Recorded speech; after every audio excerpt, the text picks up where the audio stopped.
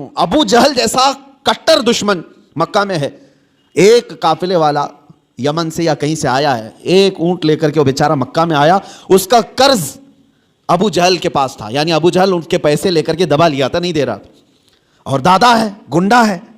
اور وہ بندہ بیچارہ جو آیا وہ کمزور تھا, وہ مکہ کے فلاں آدمی کے پاس جا رہا تھا, کہا کہ اس سے میرا پیسہ دلا دو, کوئی تیار نہیں تھا. اس کے پاس کون جائے گا, ابو جہل کے پاس, وہ سردار قریش ہے, پتہ نہیں کون اس سے وصول کرے گا. کچھ ایسے لوگ یہاں پہ بھی ہیں جن سے لوگ ڈرتے ہیں, ارے ان سے کون وصول کرے گا. یہ اس زمانے کے ابو جہل ہیں, لوگ ان سے ڈرتے ہیں کہ پیسہ ان سے کون وصول کرے گا, گنڈے ہیں, مار پیٹ کریں گے.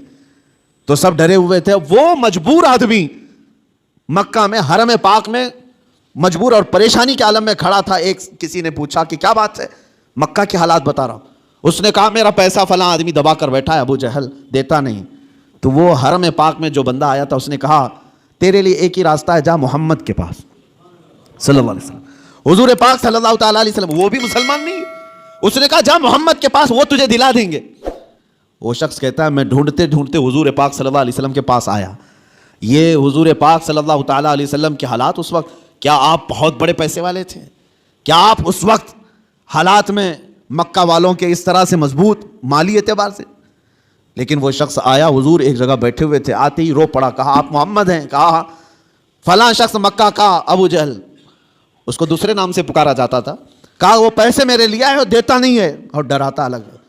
حضور پاک صلی اللہ علیہ وسلم نے اس سے کہا رو مت, چل میں تیرے ساتھ چلتا ہوں. حضور اس شخص کے ساتھ آئے اور کہا کہ ڈھونڈتے ہیں. ابو جہل ایک جگہ بیٹھا ہوا تھا قریش کی محفل میں, ٹھٹا مار کر ہنس رہا. سیدھے اس محفل میں میرے آقا صلی اللہ علیہ وسلم تشریف لائے, کسی کی روح رعایت نہیں, سیدھے سامنے کھڑے ہو کر کہا ابو جہل یہ بندہ مجبور اور پریشان ہے, کیا تیرے پاس اس کا مال ہے؟ تو نے اس سے قرضہ لیا ہے؟ ابو جہل نے کہا ہاں میں نے لیا ہے. کہا کب دے گا اس کے پیسے, اس کے پیسے کب دے گا؟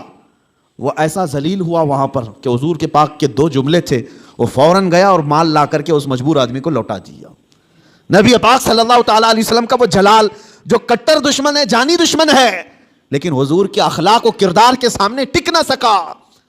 حضور معاملات میں اتنے پکے تھے کہ حضور کو کوئی ٹال نہیں سکتا تھا.